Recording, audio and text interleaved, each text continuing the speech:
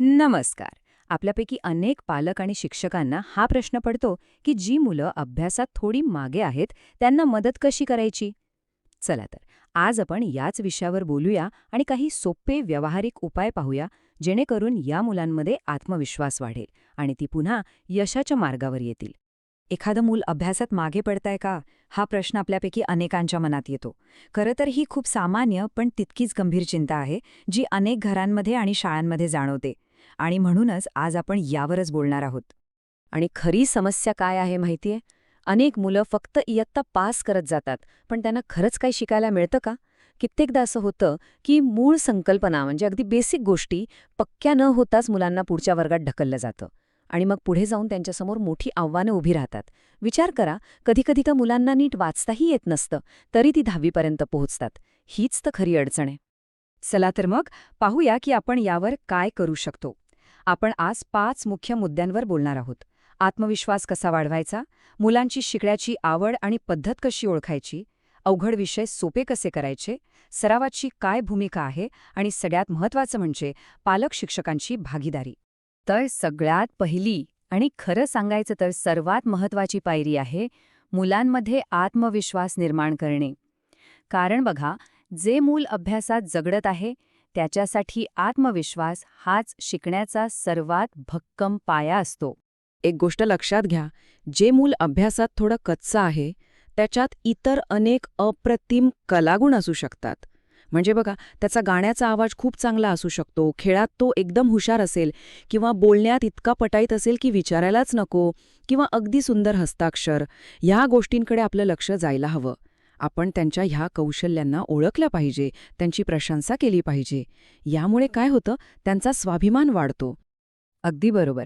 जेव्हा आपण त्यांच्या अंगभूत कलागुणांना प्रोत्साहन देतो, तेव्हाच त्यांच्यात अभ्यासातली आव्हानं स्वीकारण्याचा आत्मविश्वास जागा होतो.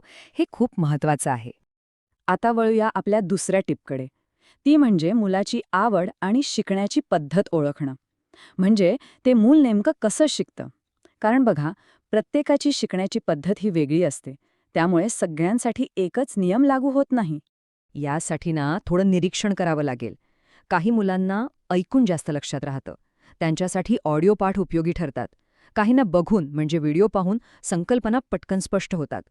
काही जण गोष्टींमध्ये रमतात, तर काहींना हाताने काहीतरी करून म्हणजे शैक्षणिक साधनांचा वापर करून शिकायला आवडतं. आपल्याला फक्त त्यांच्यासाठी योग्य पद्धत कोणती आहे हे शोधून काढायचं आहे. अगदी. त्यामुळे थोडंसं निरीक्षण केलं तरी मुलांच्या शिकण्यात खूप मोठा फरक पडू शकतो.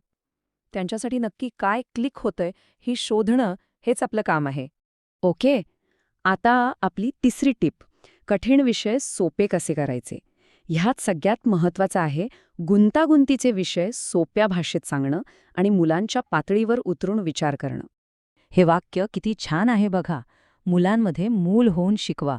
याचाच अर्थ शिकवताना आपल्याला त्यांच्यासारखं बनावं लागतं, त्यांच्या नजरेतून जगाकडे बघावं लागतं.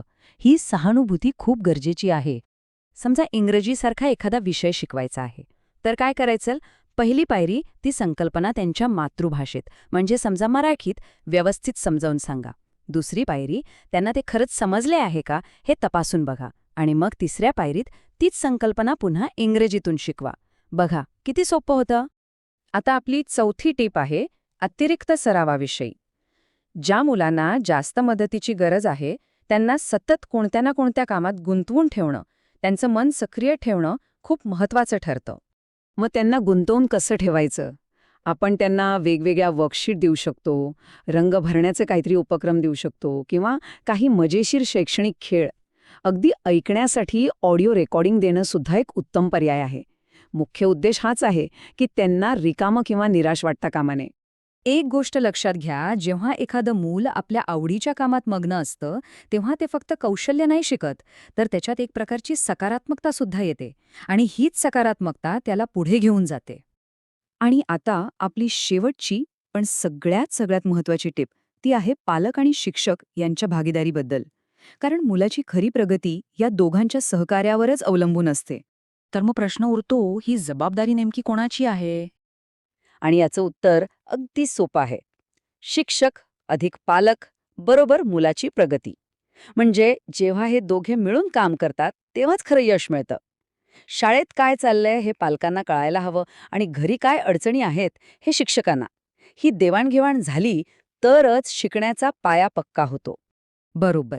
कारण मुलाच्या पुढच्या शिक्षणाचा डोलारा त्याच्या बेसिक संकल्पनांवर उभा असतो आणि हा मजबूत पाया दोघांनी मिळूनच बांधायचा असतो.